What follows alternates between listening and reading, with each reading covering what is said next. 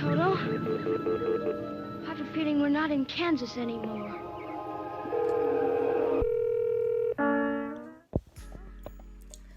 What's up, guys? I'm so excited to talk to you. Basically, while I'm here today, I'm here to talk about the first time that I heard God's voice, and I just like the way that God speaks. So the first time I heard God's voice, I was in 8th grade. I was at a church youth conference called Christ in Youth, CIY. It's super awesome. I love that conference. The first time that I went, I had just gotten out of a really rebellious phase in my life. I'm about to do a testimony series, so you'll hear my whole testimony, and like this moment that I'm about to explain to you was huge in my testimony. I mean, it's really what turned my life upside down until I decided to give my life over to God entirely. And so I had been through a rebellious phase. I didn't believe in God anymore. I really didn't believe in him. And so because I didn't believe in him and I was anxious and I was depressed, I wanted to figure out something else to do because I was so bored and numb, basically.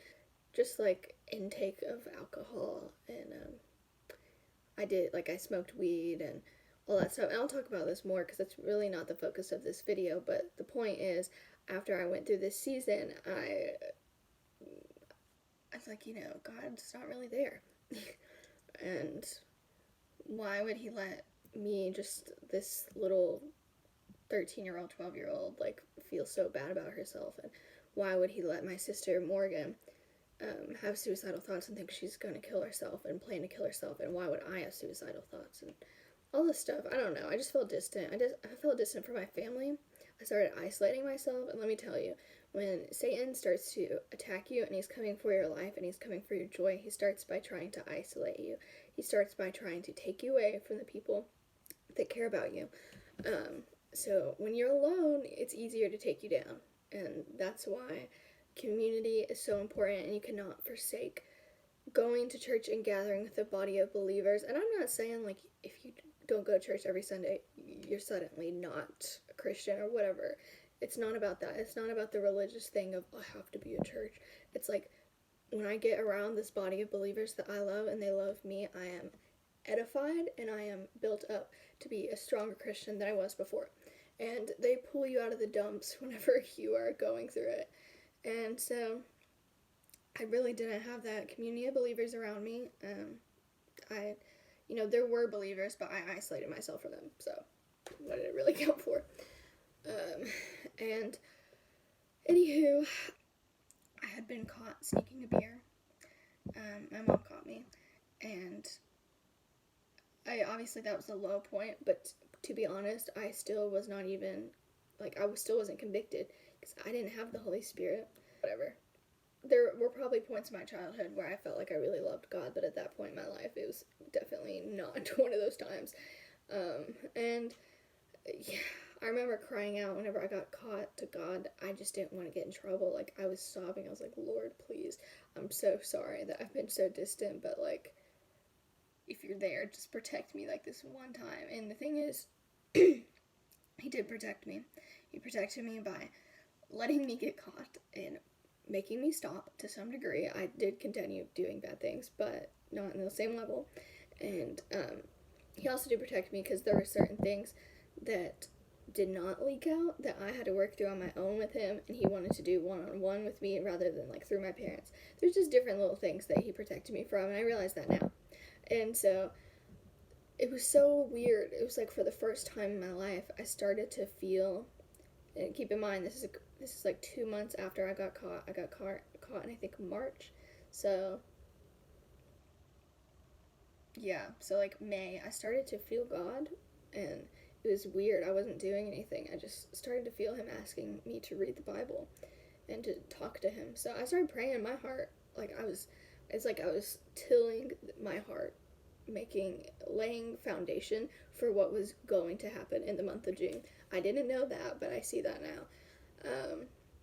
And so I really started to feel his spirit. I was like, whoa, I feel this peace and this, like, purity that I have not felt, like, since I was little. And so I started to enjoy that, and he was really plowing the fields of my heart, if you will. And then in June, I went to CIY, and I will always remember it was a Thursday night, and we had an awesome week. I was really like loving God and loving the people that we were with, us building community.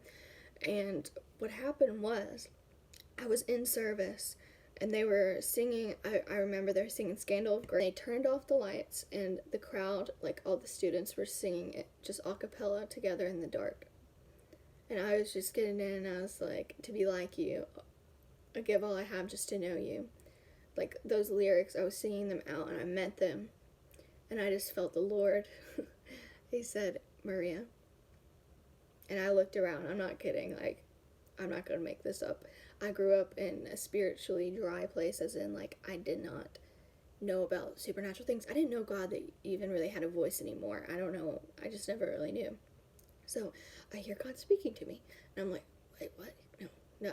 And I look around, and my friends are just worshiping, and I know it wasn't them, and it didn't sound like them either. It was this mature voice of God. Like, this wasn't one of those times where it's like your own voice and you know the Holy Spirit's speaking through you. It's like literally the voice of God.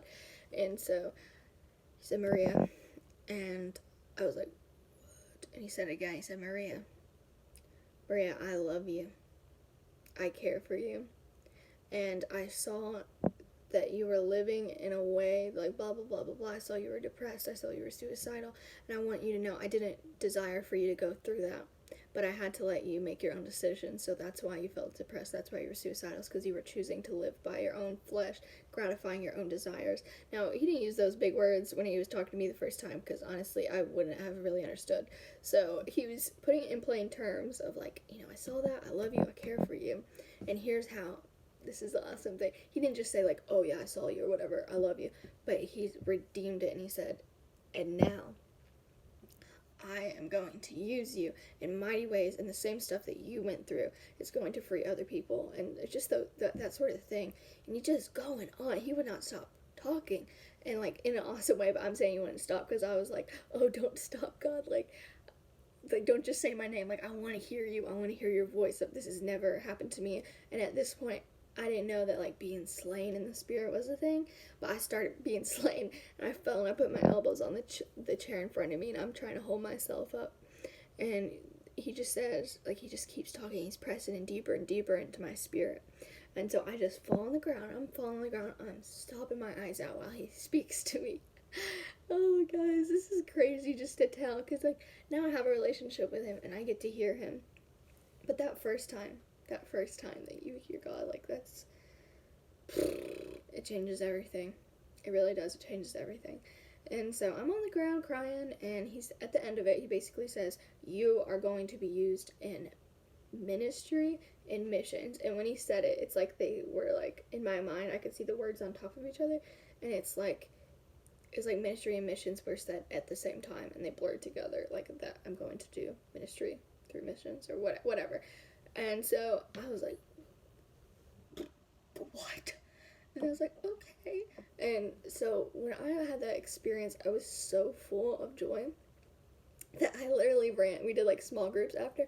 I ran in small groups. I was skipping around. I was so excited. And I was just like, oh, I was just like drunk in the spirit. Like, we get back and I tell everyone, I'm like, guys, you won't believe what happened. I heard God speak. And but everyone there was kind of just like, it's funny because there's actually crickets outside my window, and that was pretty perfect. But no, the students, like, they were amazed at the people I was with. They were like, what? And it's cool because I just had never learned about that stuff, and I know now that God does speak, but at that time, that was like so surreal. And so the fact that he would just meet me in my mess, and because I was obedient in the month before to like lay the field, he knew that I actually wanted him and I desired him, and he just had to get me to that place of being at rock bottom, being suicidal, not caring what anybody thinks, then starting to follow him a little bit. And once he knew I wanted it, he gave it to me. He gave me this voice. I didn't even know that's what I desired, but it was. I needed that. I needed purpose. I needed to feel like that my life was going somewhere, and for him to tell me I was going into missions and ministry, that changed everything for me. And of course, since then, I've gone through a lot of different things that have gone up and down. I've heard his voice. Since then, and I've received the Holy Spirit in much greater ways since that. And I just love that. I'm so thankful that he would speak to me. And basically my point is, God is always speaking whenever you want to hear him. Whenever you have decided that you will listen to him, he will speak. If you've been longing to hear that voice of his, I declare over you that will happen, and I pray that it's even during this video or after this video that you will hear his voice clearly, like you've never heard before. So right now, Jesus, I just lift up whoever's watching this video, and I declare that they will hear your Holy Spirit speak to them. You have been waiting for a sign to continue with your life, and you've been waiting for a sign that is my faith even real? And I want to tell you, this is it. This is your sign. God is real, and he loves you with a love that is beyond anything this earth can offer you. So stop filling your desires, filling your flesh with more flesh and more worldly desires. They will not fill you up. The only thing that will fill you up is the love of Christ. And he's there. He's waiting with his arms wide open, and he wants to welcome you in. Just tell him, say, Jesus, I want to hear you. I want to hear you. And he'll speak. You just have to be quiet and listen. I have a feeling we're not in Kansas anymore.